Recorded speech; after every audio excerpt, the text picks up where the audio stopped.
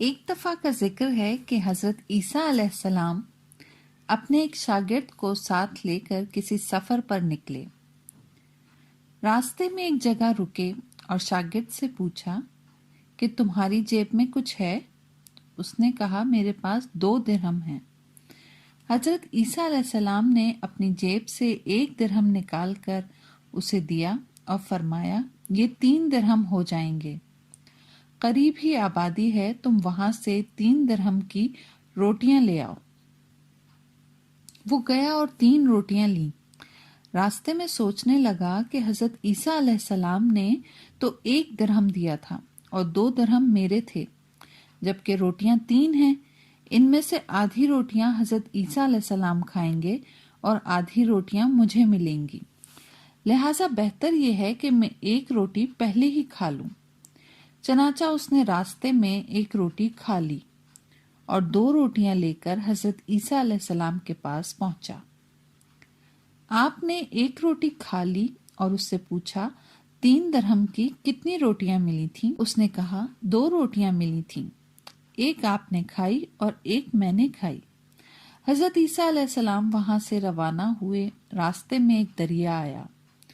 شاگرد نے حیران ہو کر پوچھا اے اللہ کے نبی، ہم دریا کس طرح سے عبور کر پائیں گے جبکہ یہاں تو کوئی کشتی ہی نظر نہیں آتی؟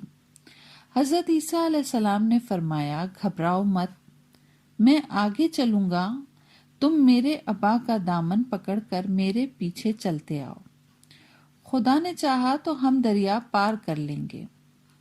چنانچہ حضرت عیسیٰ علیہ السلام نے دریا میں قدم رکھا اور شاگرد نے بھی ان کا دامن تھام لیا۔ خدا کے اذن سے آپ نے اس دریا کو اس طرح پار کر لیا کہ آپ کے پاؤں بھی گیلے نہ ہوئے۔ شاگرد نے یہ دیکھ کر کہا کہ میری ہزاروں جانیں آپ پر قربان، آپ جیسا صاحب اعجاز نبی تو پہلے مبعوث ہی نہیں ہوا۔ آپ نے فرمایا یہ معجزہ دیکھ کر تمہارے ایمان میں کچھ اضافہ ہوا؟ اس نے کہا جی ہاں، میرا دل نور سے بھر گیا ہے۔ پھر آپ نے فرمایا اگر تمہارا دل نورانی ہو چکا ہے تو بتاؤ روٹیاں کتنی تھیں؟ اس نے کہا حضرت روٹیاں بس 2 ہی تھیں۔ پھر آپ وہاں سے چلے، راستے میں ہرنوں کا ایک قول نظر آیا۔ آپ نے ایک ہرن کو اشارہ کیا، وہ آپ کے پاس چلا آیا۔ آپ نے ذبح کر کے اس کا گوشت کھایا اور شاگرد کو بھی کھلایا۔ جب دونوں گوشت کھا چکے تو حضرت عیسیٰ علیہ السلام نے اس کی کھال پر ٹھوکر مار کر کہا اللہ کے حکم سے زندہ ہو جا۔ ہرن زندہ ہو گیا اور چوکڑیاں بھرتا ہوا دوسرے ہرنوں کے ساتھ جا ملا۔ شاگرد یہ معجزہ دیکھ کر حیران ہو گیا اور کہنے لگا اللہ کا شکر ہے جس نے مجھے آپ جیسا نبی اور معلم عنایت فرمایا ہے۔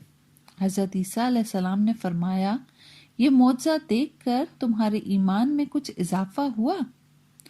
شاگرد نے کہا اے اللہ کے نبی، میرا ایمان پہلے سے 2 ہو چکا ہے۔ آپ نے فرمایا پھر بتاؤ کہ روٹیاں کتنی تھیں؟ شاگرد نے کہا حضرت روٹیاں 2 ہی تھیں۔